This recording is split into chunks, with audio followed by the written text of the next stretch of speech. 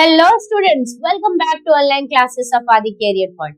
तो स्टूडेंट, आज हमारा है डे 7, 7वां दिन है political science PYQ master stroke series का। और आज हम स्टार्ट करेंगे आपके 6 मार्क्स के क्वेश्चन। तो आज के इस वीडियो में हम 6 मार्क्स के क्वेश्चन को डिटेल में डिस्कस करेंगे। मैंने ऑलरेडी आपको बताया है कि क्यों मैंने नंबर ऑफ क्वेश्चंस कम लिए, क्योंकि लंबे वीडियो हो जाने से फिर आपको पढ़ने में भी दिक्कत आती है। इसलिए हमने छोटे छोटे सीरीज में इसको कंटिन्यू करना है ताकि आपको कोई प्रॉब्लम ना हो, आप इसे आसानी से रिवाइज कर पाए और अपने नोट्स को भी कंप्लीट कर पाए।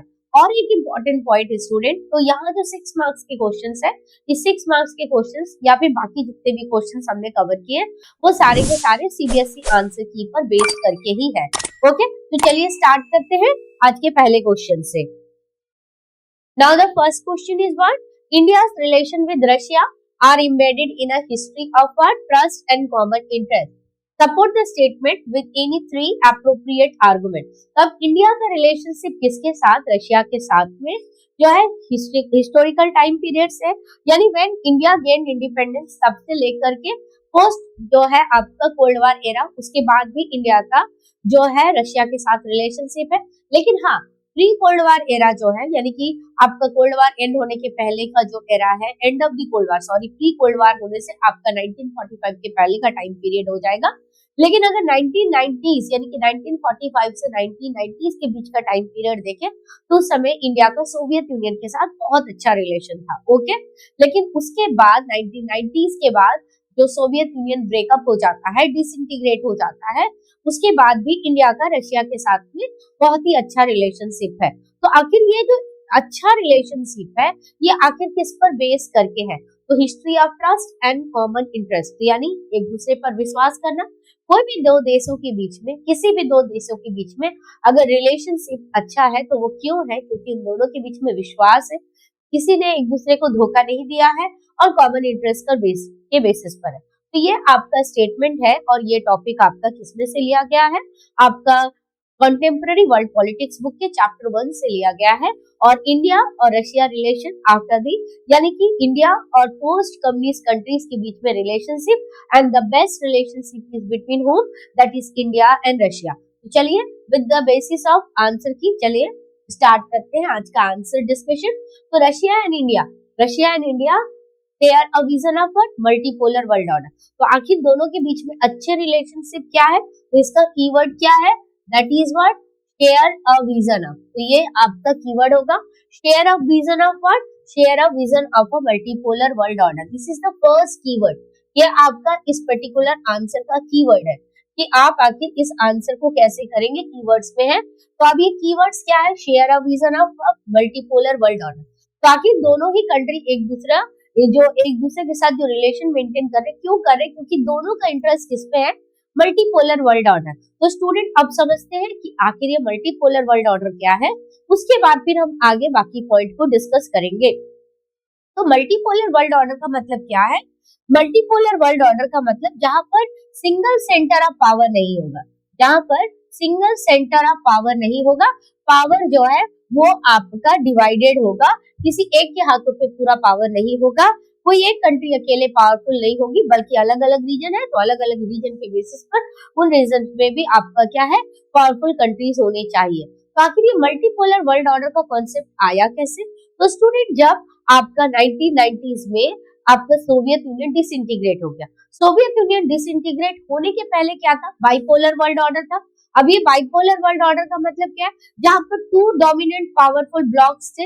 अब ये 2 डोमिनेंट पावरफुल ब्लॉक्स कौन से थे स्टूडेंट? 2 पावरफुल ब्लॉक्स थे आपके। एक था आपका कैपिटलिस्ट ब्लॉक और दूसरा आपका कौन सा ब्लॉक था बच्चों? दूसरा था आपका सोशलिस्ट ब्लॉक। और ये जो कैपिटलिस्ट ब्लॉक जो है, it was led by who? Capitalist block led by USA and socialist block led by USSR. लेकिन सोशलिस्ट जो ब्लॉक है वो आपका डिसइंटीग्रेट हो जाती है। कब डिसइंटीग्रेट हो जाती है? 1990s में सोशलिस्ट ब्लॉक डिसइंटीग्रेट हो गई। अब जब सोशलिस्ट ब्लॉक डिसइंटीग्रेट हो गई तो अब बचा कौन? तो बच गया अकेले आपका कौन सा? बच गया अकेले यूएसए, यानी कि कैपिटलिस्ट ब्लॉक ही रह गया। तो यानी कि इस कैपिटलिस्ट ब्लॉक का ही डोमिनेंट रह गया, जिसे हम कहते हैं यूनिपोलैरिटी, जिसे हम कहते हैं यूनिपोलैरिटी। यानी कि सिंगल डोमिनेंट पावर, ठीक है, single centre of power, single dominant powerful country अकेले रह गई। तो अब 1990s के बाद जो है वर्ल्ड पॉलिटिक्स में इंटरनेशनल लेवल पे बहुत ज्यादा चेंजेस आते हैं। अब कैसे चेंजेस आते हैं, तो अब इसके लिए एक पॉइंट और समझाती हूँ, फिर हम लोग आंसर तो डिस्कस करेंगे। जैसे कि 1945 के बाद में जब सेकेंड वर्ल्ड वॉर खत्म हुआ तो कोल्ड वॉर एरा शुरू हो रहा है, लेकिन 1940s का वो टाइम पीरियड और किससे रिलेटेड है, जो बहुत सारे जो कॉलोनियल कंट्रीज थे, जो किसी न किसी यूरोपियन पावर्स के अंडर में कंट्रोल में थे, यानी कि कॉलोनियलिस्ट पावर के कंट्रोल में जितनी भी कंट्रीज थी, ये इन कंट्रीज ने 40s 50s 60s में इंडिपेंडेंस गेन करना शुरू किया। तो पहले के कंपैरिजन में 1990s आते आते इंटरनेशनल लेवल में बहुत सारी इंडिपेंडेंट कंट्रीज आ चुकी थी। तो अब ये जो इंडिपेंडेंट कंट्रीज आ चुकी थी, ये किसी के अंडर नहीं थी, बल्कि ये खुद सोवरेन थे, ये अपना इंटरनल और एक्सटर्नल डिसीजन खुद ले सकते थे, ठीक है। तो इस वजह से 1990s में जब आपका सोवियत यूनियन डिसइंटीग्रेट होता है और यूनिपोलैरिटी वाला सिस्टम आता है, तो इंडिया और रशिया दोनों ही ये चाहते हैं कि एक मल्टीपोलर वर्ल्ड ऑर्डर होना चाहिए, ना कि सिंगल डोमिनेंट पावर होना चाहिए, ठीक है। तो दोनों का कॉमन इंटरेस्ट हो गया यहाँ पर। सो Russia and India share what, Russia and India share a vision of what, a multipolar world order based on what, collective response, यानी कि कोई भी प्रॉब्लम होगा उसका हम रेस्पॉन्स कैसे करेंगे, कलेक्टिवली रेस्पॉन्स करेंगे। अगर यूनिपोलैरिटी होगा तो वो कलेक्टिवली रेस्पॉन्स नहीं होगा, सिंगल डोमिनेंट पावर के ऊपर हमें बेस करके रहना पड़ेगा, वो जो बोलेंगे उनके अकॉर्डिंग हमारा पूरा का पूरा इंटरनेशनल पॉलिटिक्स अफेक्टेड होगा। लेकिन अगर मल्टीपोलर वर्ल्ड ऑर्डर होगा तो कलेक्टिव रेस्पॉन्स होगा, कोई भी प्रॉब्लम अगर आया इंटरनेशनल लेवल में सारे मिलकर उसको सॉर्ट आउट करने की कोशिश करेंगे। ग्रेटर रीजनलिज्म होगा, यानी कि एक पर्टिकुलर रीजन पे सब कुछ कंट्रोल नहीं आएगा, एक रीजन के हाथों पे पूरी दुनिया मुट्ठी पे उनकी नहीं आएंगी, बल्कि ग्रेटर रीजनलिज्म होना चाहिए। अलग अलग रीजन्स के अलग अलग प्रॉब्लम है, तो उन रीजन्स के जो प्रॉब्लम्स है वो इंटरनेशनल लेवल पे रेज कर पाए, और उसके साथ साथ उनकी बातों को अगर पूरी दुनिया सुनेगी तो फिर उसका प्रॉब्लम भी निकाला जा सकता है। And negotiated what, negotiated settlement of international conflict, और इंटरनेशनल कॉन्फ्लिक्ट अगर होती है कुछ भी तो उसका सेटलमेंट हम कैसे करेंगे, सेटलमेंट ऑफ इंटरनेशनल कॉन्फ्लिक्ट करेंगे with the multipolar world order के साथ में। एक कंट्री अकेले उसको डोमिनेट नहीं करेगा, बल्कि दूसरी कंट्रीज भी मिलकर के साथ चल के कलेक्टिव रेस्पॉन्स करेंगे, okay. And an independent foreign policy for all country, यानी कि जब आपका कोल्ड वॉर एरा चल रहा था तो एक्चुअली जिन कंट्रीज ने यूएसए वाला ब्लॉक यानी कि कैपिटलिस्ट ब्लॉक और आपका यूएसएसआर वाला ब्लॉक जो कि सोशलिस्ट ब्लॉक ज्वाइन किया था, तो at that time there were no independent foreign policy for all these countries.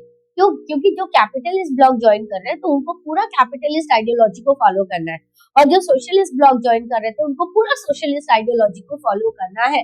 तो ऐसी कंडीशन में उन कंट्रीज की अपनी कोई निजी जो है इंडिपेंडेंट फॉरेन पॉलिसी एक्चुअली नहीं थी, ठीक है। और ऐसे में अगर मान लो कि वो कंट्री जिसने सोशलिस्ट ब्लॉक को ज्वाइन किया, अगर वो मान लो कि कैपिटलिस्ट ब्लॉक के किसी दूसरे कंट्री के साथ में अच्छी दोस्ती रखना चाहता है तो वो नहीं रख पाएगा, यानी वो अपना फॉरेन पॉलिसी में एक्चुअली उसका अपना कंट्रोल एक तरह से खत्म हो जाएगा, और मानो ना मानो एक तरह से एक गुलामी से निकलने के बाद दूसरे गुलामी में वो चले जाएंगे, ठीक है। सो डिसीजन मेकिंग तो ये हो गया, और इसके अलावा decision making through what, decision making through bodies like human, यानी कि इंटरनेशनल प्रॉब्लम है तो उसका सॉल्यूशन भी इंटरनेशनल लेवल पे होगा, इंटरनेशनल ऑर्गेनाइजेशंस के थ्रू हम निकालेंगे। ये दोनों ही जो है सोचते हैं, कौन कौन, इंडिया और Russia. This is first particular point जहां पर दोनों का कॉमन इंटरेस्ट है, ओके।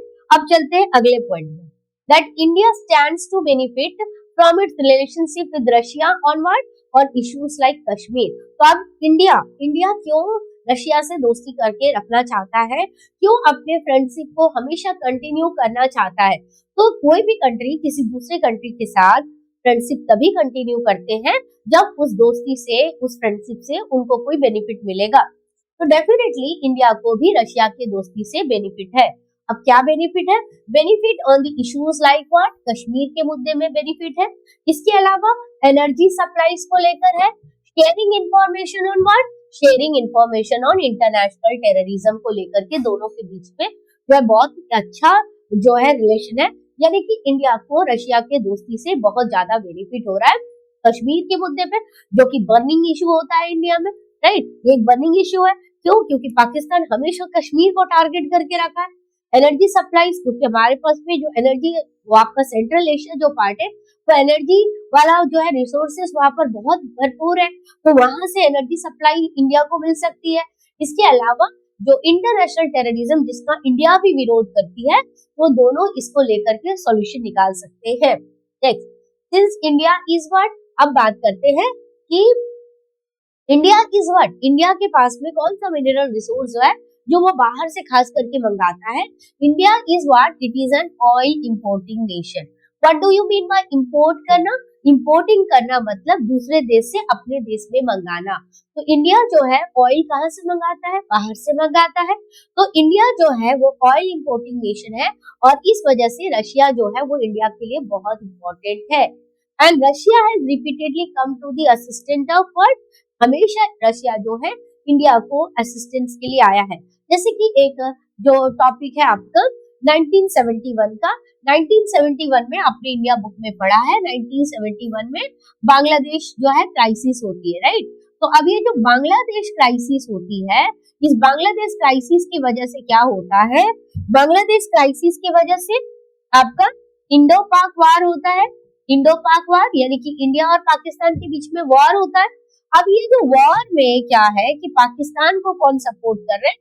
इस वॉर में एक एक्सिस जो है इस तरह का ट्रायंगल सिचुएशन कि यहाँ पाकिस्तान है, और इस पाकिस्तान को जो है दो लोग सपोर्ट प्रोवाइड कर रहे हैं, एक तरफ से यूएसए और एक तरफ से चाइना, ठीक है। तो ऐसे टाइम में इंडिया ने सोवियत यूनियन के साथ में 20 years peace and friendship treaty sign किया था, राइट। तो फ्रेंडशिप ट्रीटी साइन करने का मतलब ये नहीं था कि इंडिया ने जो है वो सोशलिस्ट ब्लॉक ज्वाइन कर लिया था, बल्कि वो एक दोस्ती की ट्रीटी थी, और India was the part of NAM. याद रखिएगा, India was the part of NAM. India ने किसी ब्लॉक को नहीं ज्वाइन किया था, और नैम के अकॉर्डिंग जो है इंडिया किसी भी सोशलिस्ट कंट्री के साथ भी दोस्ती कर सकता है, किसी भी कैपिटलिस्ट कंट्री के साथ में दोस्ती कर सकता है।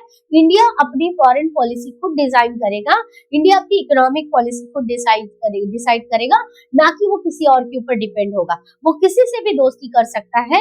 यूएसएसआर उनको नहीं बोलेगा कि आप क्यों फ्रांस या ब्रिटेन के साथ दोस्ती बढ़ा रहे हैं, आपने हमारे साथ फ्रेंडशिप ट्रीटी साइन किया है बोलकर, राइट। तो ये एक फ्रेंडशिप ट्रीटी थी जिसमें ये एश्योर किया गया था इंडिया को, if India needed any support during this that period, तो रशिया जो है USSR will provide that one. तो इंडिया के लिए एक असिस्टेंस के रूप में बार बार जो है रशिया की तरफ से आता है। Next, Russia is important for India's nuclear energy as well. Russia और क्यों इम्पोर्टेंट है? रशिया इंडिया के न्यूक्लियर एनर्जी के रूप में भी इम्पोर्टेंट है, ठीक है। तो ये हो गया आपका कि क्या क्या पॉइंट हो गए कि इंडिया और रशिया दोनों एक दूसरे के साथ मल्टीपोलर वर्ल्ड ऑर्डर के विजन को शेयर करता है। दूसरा क्या है कि इंडिया ने आखिर रशिया के साथ फ्रेंडशिप करके क्यों रखा है? तो इंडिया ने रशिया के साथ में दोस्ती इसलिए करके रखा है क्योंकि इंडिया को रशिया से बहुत बेनिफिट है। लेकिन इसके अलावा एक पॉइंट और भी यहाँ पर आप ऐड कर सकते हैं कि आखिर रशिया ने इंडिया के साथ में दोस्ती क्यों की है। तो भाई आप देख रहे हो कि India is an oil importing nation, और रशिया के पास वो है, तो रशिया इंपोर्ट करेगा तो रशिया को बेनिफिट है। रशिया आर्म्स बनाते हैं, है ना, मिलिट्री वेपन्स रेडी करते हैं, तो इंडिया जो है उनके लिए एक आर्म्स मार्केट के रूप में काम करता है। तो रशिया भी ऐसे ही नहीं कि रशिया इंडिया को सारा बेनिफिट जो है दे रहा है, बल्कि इंडिया से उसको बेनिफिट है, इसलिए रशिया ने भी इंडिया के साथ में जो है कंटिन्यूअसली अपनी दोस्ती को बनाए रखा है। ओके, अब चलते हैं अगले क्वेश्चन में। Analyse any three effect of what, shock therapy after the disintegration of the Soviet union. तो बच्चों, सोवियत यूनियन जब डिसइंटीग्रेट हुआ 1990s में, और सोवियत यूनियन के डिसइंटीग्रेशन के साथ साथ यूएसएसआर के पोस्ट यूएसएसआर कंट्री, राइट, तो यूएसएसआर तो ब्रेकअप हो चुका है, यूएसएसआर तो डिसइंटीग्रेट हो चुका है, तो पोस्ट यूएसएसआर कंट्री में उसका इम्पैक्ट क्या होता है? उसकी वजह से होता है शॉक थेरेपी। कहाँ पर शॉक थेरेपी होता है? आपका पोस्ट सोशलिस्ट कंट्रीज में शॉक थेरेपी होता है। लेकिन अब यहाँ पर बोला गया कि ये जो शॉक थेरेपी हुआ, शॉक थेरेपी की वजह से जो है क्या इम्पैक्ट पड़ता है? That analyse in three effect of what, shock therapy after the disintegration of the Soviet union. तो इफेक्ट ऑफ शॉक थेरेपी यानी कि consequences of shock therapy, shock therapy की वजह से क्या क्या चेंजेस आते हैं वो सोशलिस्ट कंट्रीज में। तो इससे पहले ये बताइए जरूर से कि व्हाट इज शॉक थेरेपी।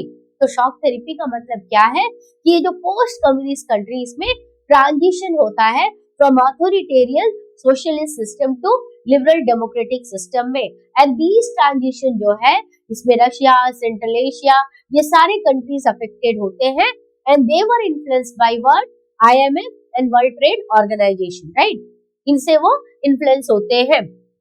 तो that was the shock therapy.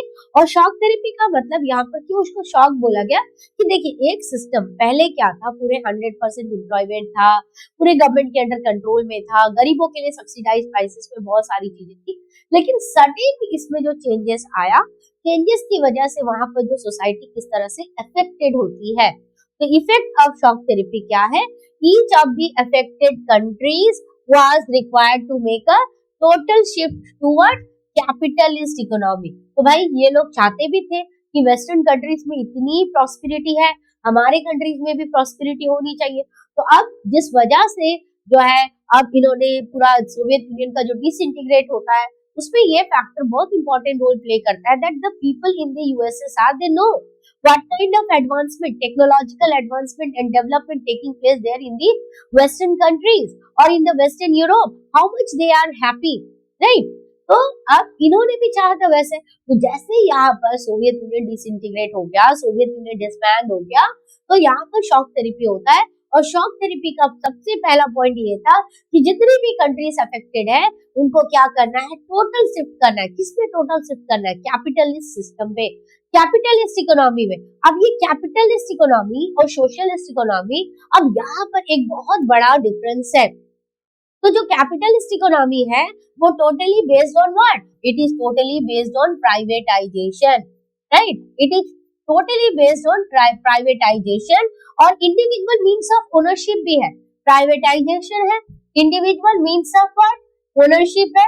अब what is this individual means of ownership, ownership, तो इसका मतलब क्या है, इसका मतलब ये है बच्चों कि पहले आपका क्या है कि जो सोशलिस्ट सिस्टम था वहां पर जितने भी इंडस्ट्रीज थे they were under control of the government, लेकिन यहाँ पर अब कोई भी व्यक्ति चाहे तो वो अपनी फैक्ट्री सेटअप कर सकता है। प्राइवेटाइजेशन है, यहाँ पर less and less government interference है इन द इकोनॉमी। तो इसी तरह की इकोनॉमी में से बदलना है, यानी कि दोनों की इकोनॉमी, यानी कि पहले की जो सोशलिस्ट इकोनॉमी और अब जो कैपिटलिस्ट इकोनॉमी में ये बदलने वाले हैं, दोनों इकोनॉमिक मॉडल में पूरा का पूरा जमीन आसमान का अंतर है, ठीक है। Next, private ownership was to be dominated pattern of ownership of property. तो अभी मैंने बताया प्राइवेट ओनरशिप जो है that was the dominant pattern of what, dominant pattern of ownership of property. तो स्टूडेंट ये सारे पॉइंट को ना याद कर करके लिखिएगा, जो बच्चे वीक है वो रुकिएगा, समझिएगा, समझ करके फिर याद करके लिखिएगा, तो आप अच्छे से इसको कर पाएंगे, घबराइएगा नहीं, ठीक है, एक साथ रेस में दौड़िएगा नहीं, ओके। तो ये हर एक पॉइंट, तो पहला पॉइंट क्या बोला, each of the affected country को क्या करना पड़ेगा, required to make a what, required to make a total shift. तो यहाँ पर कीवर्ड क्या हो गया आपका, इन कीवर्ड को फोकस करते हुए याद करना है, to make a total shift to a capitalist economy. सबसे पहला काम करना क्या है, पोस्ट सोवियत कंट्रीज को to make a total shift to a capitalist economy, पूरी तरह से कैपिटलिस्ट इकोनॉमी में इनको बदलना है। सेकंड क्या है, which ownership become the dominant pattern of ownership, private ownership, private ownership was to be the dominant pattern of ownership। ownership का मतलब who will be the owner, that is the मालिक कौन होगा। तो प्राइवेट है तो यानी इंडिविजुअल ओनरशिप आ जाएगा। पहले क्या था कि पहले स्टेट के अंडर में सारी प्रॉपर्टी थी, individual can't hold the property, but now individual can hold the property, okay. Now privatisation of state asset, पहले स्टेट एसेट का प्राइवेटाइजेशन नहीं था, सारे के सारे एसेट जो है वो गवर्नमेंट कंट्रोल में थे, लेकिन जैसे ही शॉक थेरेपी हुआ नेक्स्ट क्या होता है, privatisation, privatisation of what, privatisation of state asset. तो पहला पॉइंट आपने क्या पढ़ा, to make a total shift to the capitalist economy. दूसरा क्या है, private ownership of means of property. तीसरा क्या है, privatisation of what, privatisation of state asset and corporate ownership जो है pattern were to be immediately brought in। अब corporate जो पैटर्न लेकर के आएंगे तो भाई कॉर्पोरेट के जो लोग होते हैं ना वो अनस्किल्ड लोगों को रखते ही नहीं है, वो सारे के सारे स्किल्ड लोगों को रखेंगे। तो व्हाट अबाउट कि जो टेक्नोलॉजिकली बैकवर्ड है, अनस्किल्ड है, उनका क्या होगा? तो कॉर्पोरेट लेकिन पहले यहाँ पर नहीं था, लेकिन अब जो है अब क्या आ गया? कॉर्पोरेट ओनरशिप आ गया, जो कि पहले कभी भी यहाँ पर नहीं था। यहाँ था कलेक्टिव फार्मिंग था, कलेक्टिव ओनरशिप था, लेकिन कभी भी कॉर्पोरेट ओनरशिप यहाँ पर नहीं था। कहाँ? जो आपकी जो सोवियत कंट्रीज, जो पोस्ट सोवियत कंट्रीज और बिफोर दैट, राइट। अब चलते हैं अगले पॉइंट में, कलेक्टिव फार्म्स। अब यहाँ पर नेक्स्ट क्या है? कलेक्टिव फार्म सिस्टम था। Collective farms were to be replaced by what? अब कलेक्टिव फार्म यानी कि जो भी बेनिफिट होगा वो कलेक्टिवली होगा। मान लिया कि हम सब मिलकर के खेती कर रहे, किसी की जमीन पर कम फसल हुआ, लेकिन उसको नुकसान नहीं होगा, वो सभी को बेनिफिट होगा। लेकिन जब स्टॉक थेरेपी होता है तो रिप्लेस किससे हो गया? Private farming. तो collective farming replace by what?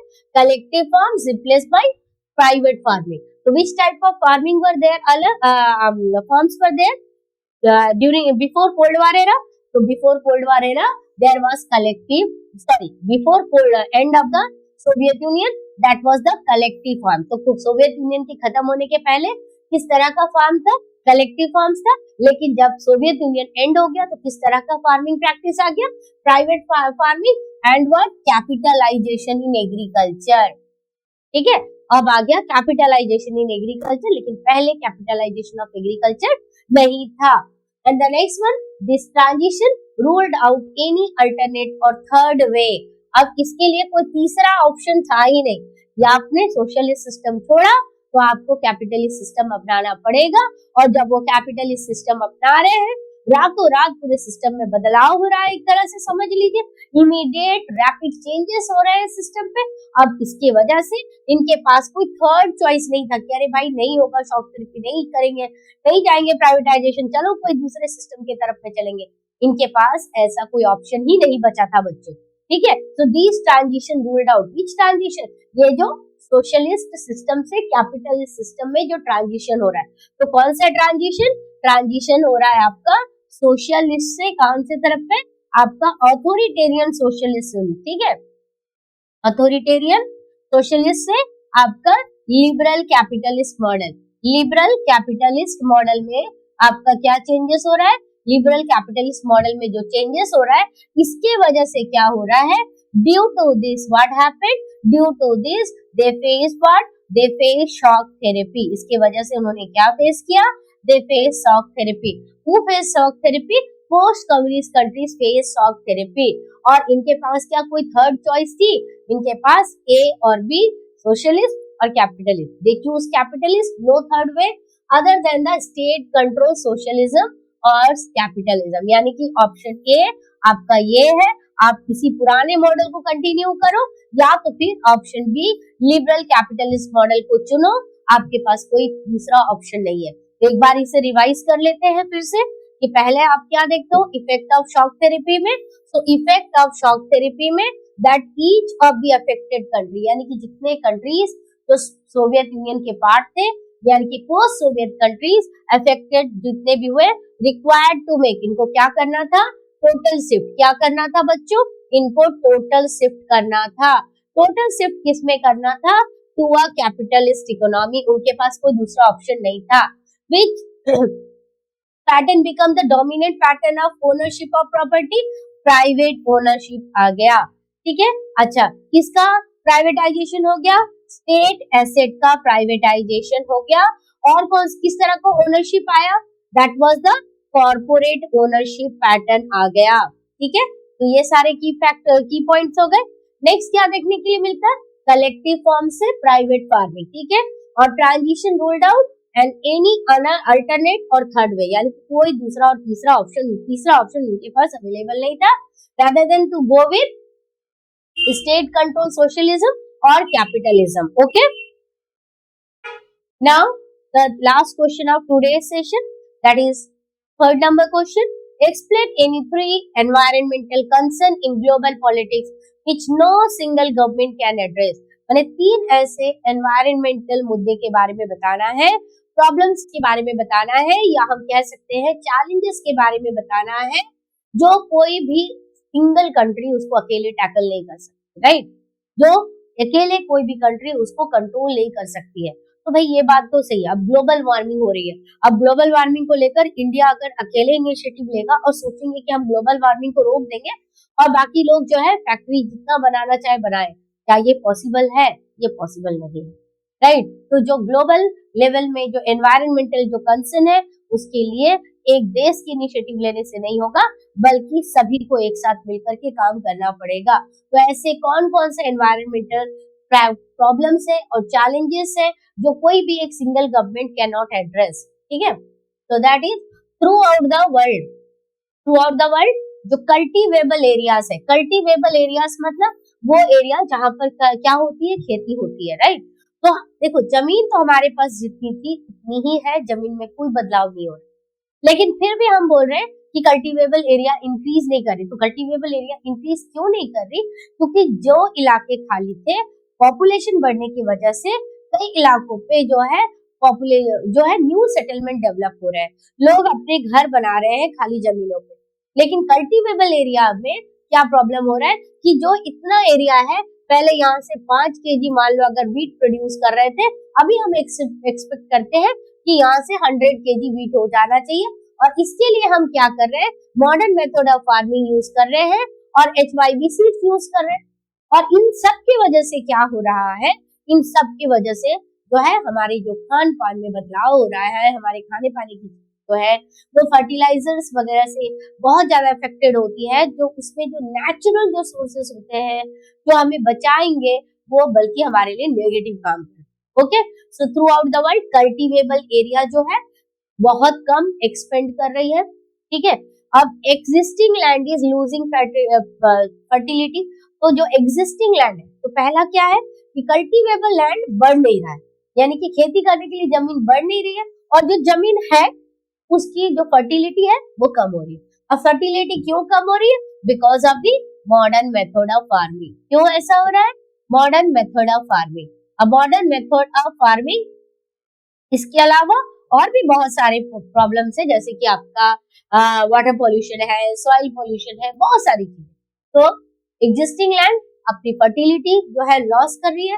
Grassland, जो ग्रासलैंड, क्योंकि देखो इस जमीन पर हमारा अधिकार खाली नहीं है, इस धरती पर केवल हमारा अधिकार नहीं है, तो जानवरों के लिए भी हमें जो है जगह चाहिए, उनको भी सरवाइव करने का अधिकार है इस धरती पे।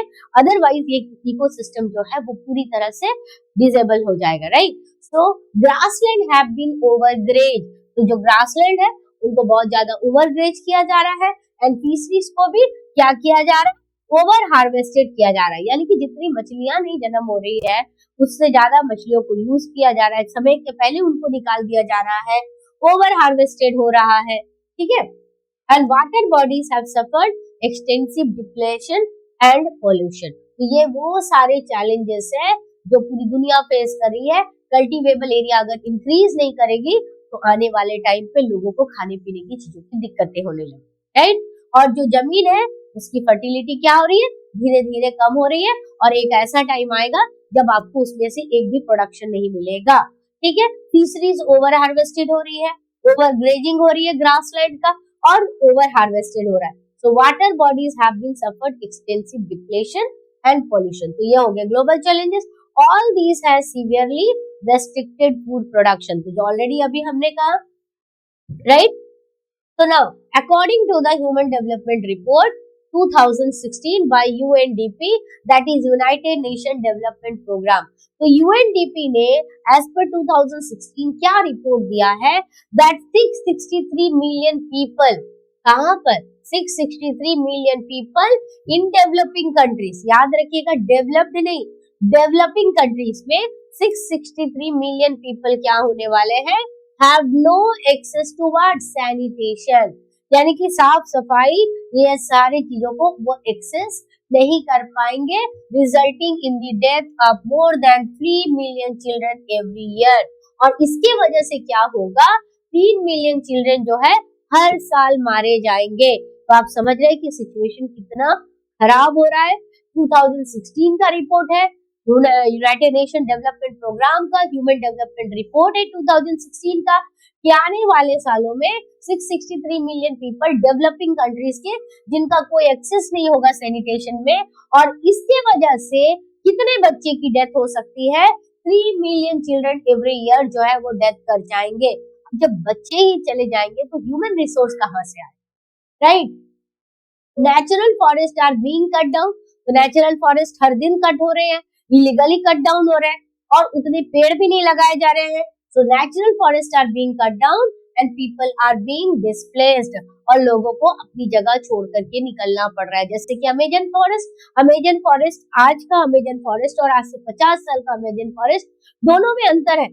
पहले उतना डेवलपमेंट नहीं था, लेकिन आज अमेजन फॉरेस्ट पूरा क्लियर किया जा रहा है, कट किया जा रहा है, और कट करते करते इतना ना कट कर दे कि जो धरती को ऑक्सीजन सबसे ज्यादा मिल रहा है वो ऑक्सीजन लेवल ही कम हो जाए। और अगर ऑक्सीजन लेवल ही कम हो जाएगा तो हम कहाँ सरवाइव कर पाएंगे बच्चों, right. So natural forest are being cut down and people are being displaced and the loss of biodiversity, definitely इसकी वजह से बायोडाइवर्सिटी का लॉस होगा, continue due to the destruction of what habitat, क्योंकि अगर हम फॉरेस्ट कट कर रहे हैं तो हम जानवरों के घर को अटैक कर रहे हैं। एक्चुअली जितने भी एनिमल्स है उनके नेचुरल हैबिटेट को, उनका जो नेचुरल इकोसिस्टम है उसको अटैक कर रहे हैं। तो उसको अटैक करने का मतलब अपने फ्यूचर को भी अटैक करना है बच्चों, क्योंकि हम अगर उसे खत्म कर रहे हैं तो हम अपने भी आप को खत्म करने का रास्ता बना रहे हैं। तो इन सभी को रोकने के लिए कोई एक कंट्री अकेले जो है इनिशिएटिव लेने से नहीं होगा, बल्कि पूरे वर्ल्ड के जितने भी कंट्रीज है,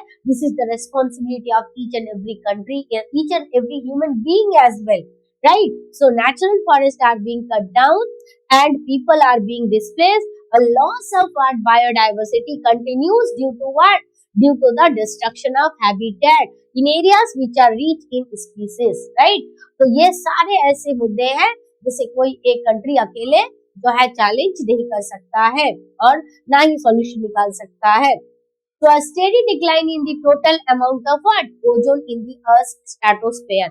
Stratosphere जहां पर जो ओजोन लेयर में जो डिक्लाइन हो रहा है, तो ओजोन लेयर में जो डिक्लाइन हो रहा है, that decline is known as ozone hole, poses a real threat to ecosystem and human health. तो ऐसा क्यों हो रहा है? Only because of the wrong practices by the human being, ठीक है। तो ये वो सारे प्रॉब्लम्स है जिसको एक सिंगल कंट्री अकेले जो है सॉल्व नहीं कर सकती है। इसके लिए इन्हें वर्ल्ड की दूसरे कंट्रीज को भी जो है आगे बढ़कर आना पड़ेगा। So this is the challenging matter for the global world, right. पूरे दुनिया का जो है ये मुद्दा है, ये अकेले किसी एक देश का मुद्दा नहीं है।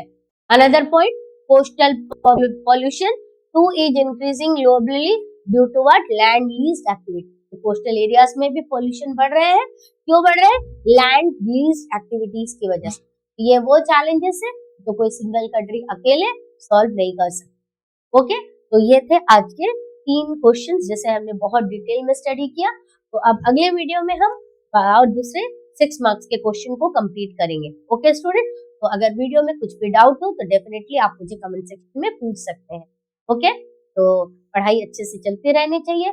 2026 में मोर देन 95% मार्क्स आपके चाहिए। Okay, thank you for watching this.